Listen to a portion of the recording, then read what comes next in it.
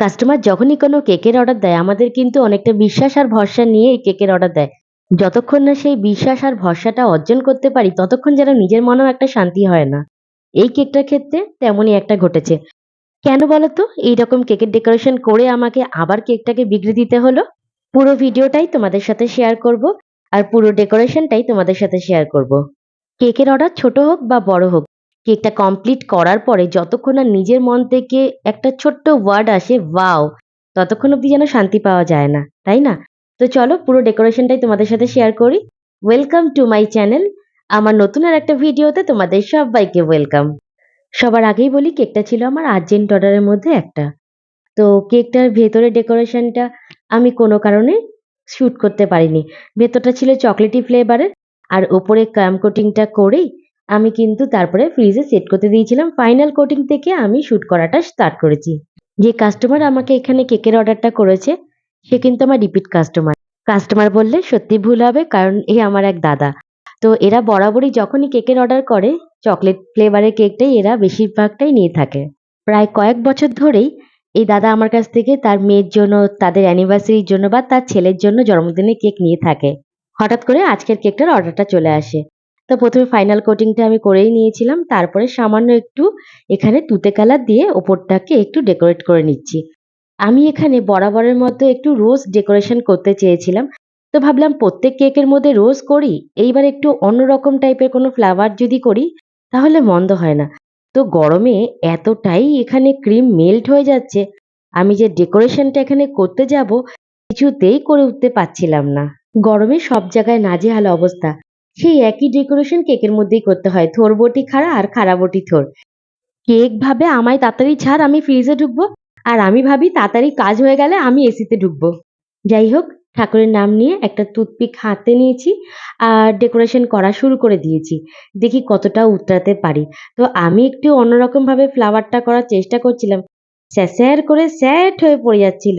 কিছুতেই আমি এখানে যেই রকম ভাবে ফ্লাওয়ারটা করতে যাচ্ছিলাম কিছুতেই আমি করে উঠতে পারছিলাম না। সব ঘেঁটে হয়ে যাচ্ছিল। লাস্টে সেই আমাকে গোলাপেই ফিরতে হলো।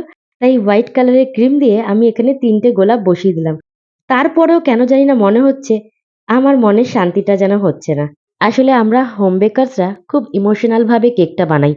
যখন যার জন্য কেকটা বানাই তাদের কথা মাথায় রেখেই কিন্তু কেকটা বানাই। আমার কি মনে হলো আমি গোলাপগুলোকে আবার এখান থেকে তুলে নিলাম। বারবার কেকটাকে ডেকোরেট করছি আর ডিস্ট্রয় করে দিচ্ছি। কেকটাকে ডেকোরেট করছি আর নষ্ট করে দিচ্ছি। তারপরে আবারও আমি এখানে কেকটাকে ঠিকঠাক করে নিলাম। তারপরে আমার হট করে মনে হলো যে এই পুচকুটার জন্য কেকটা বানানো হচ্ছে, এত কিউট, এত দুষ্টু মিষ্টি, তো তার জন্য একটু স্পেশাল কিছুই করি। আমি দেখলাম আমার হাতের কাছে রেইনবো কালারের জেমস রয়েছে, ১ কৌটো। তো সেইটাকে কাজে লাগিয়েই মাথায় একটা আইডিয়া খেলে গেল। ডেকোরেশনটা তোমরা দেখো আর যারা দেখছো তাদের কাছে একটাই অনুরোধ, আমার কেকের ডেকোরেশন যদি তোমাদের মন ছুঁয়ে যায় তো প্লিজ আমার চ্যানেলটাকে সাবস্ক্রাইব করে আমার পাশে থেকো। আর পাশে থাকা বেল আইকনটাকেও প্রেস করতে ভুলে যেও না, যাতে আমি নতুন কোনো ভিডিও আপলোড করলে সবার আগে নোটিফিকেশনটা তোমাদের ফোনেই নক করবে। আর যারা এই ভিডিওটাই ফেসবুকে দেখবে প্লিজ আমার পেজটাকে ফলো করে দিও। সাথে ছোট্ট করে লাইক আর কমেন্ট করতে একদম ভুলে যেও না। তোমরা ডেকোরেশনটা দেখো আর এনজয় করতে থাকো।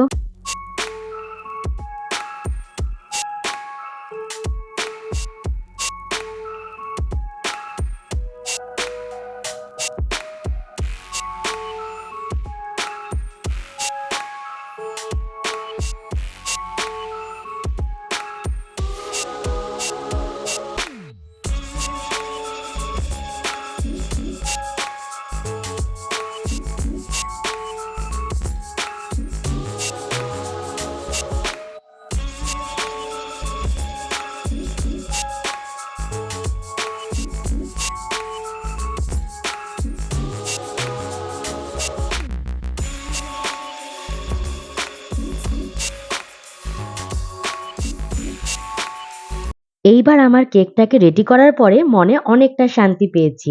কারণ কি বলতো, আমরা যখনই যার জন্য কেকটা বানাই সে কি পছন্দ করে বা তার এজ কত বা তার কোনটা ভালো লাগতে পারে সেটা মাথায় রেখে কিন্তু কেকটা বানাই। আর এখন আমার এই কেকটা দেখে মনে হচ্ছে পুচকুটার জন্য একদম ঠিকঠাক। তোমরা তো পুরো ভিডিওটাই দেখলে, তো প্লিজ আমাকে কমেন্ট করে জানিও যে ছোট্ট পুচকুর জন্য কেকটা একদম ঠিকঠাক ছিল কিনা। কেকটা আমি নিজে ডেলিভারি করেছি। যখন আমি ওর সামনে গিয়ে কেকটাকে ওপেন করেছি, ওর মুখের হাসিটা যদি একবার তোমাদের দেখাতে পারতাম তাহলে তোমরাও বুঝতে ও কতটা খুশি হয়েছিল। যাই হোক, ভিডিওটা তোমাদের ভালো লাগলে please like, share, subscribe. Comment করে জানাও আমার হাতের কাজগুলো তোমাদের কতটা ভালো লাগে। যারা এই ভিডিওটা ফেসবুকে দেখবে অবশ্যই পেজটাকে ফলো করে দিয়ে আমার সঙ্গে থেকো। আর হ্যাঁ, ভিডিওর ১ম দিকেই তোমাদেরকে কথা দিয়েছিলাম কেকটা কত ওয়েট হয়েছে সেটা তোমাদের সাথে শেয়ার করব। কারণ কাস্টমার আমাকে কেকটা অর্ডার দিয়েছিল 1/2 পাউন্ডের। আর সেটা গিয়ে দাঁড়িয়েছিল 1 পাউন্ডের কাছাকাছি। আর এই কেকটার প্রাইস আমি নিয়েছিলাম 300। বার্থডে গার্লের নাম লেখাও কমপ্লিট হয়ে গেল আর আমার কেকের ডেকোরেশনটাও পুরোপুরি কমপ্লিট হয়ে গেল। আজ তাহলে চলি। দেখা হবে নতুন কোনো ভিডিও নিয়ে নতুনভাবে, নতুন রূপে। সবাই ভালো থেকো, সাবধানে থেকো আর এই গরমে নিজেরও খেয়াল রেখো।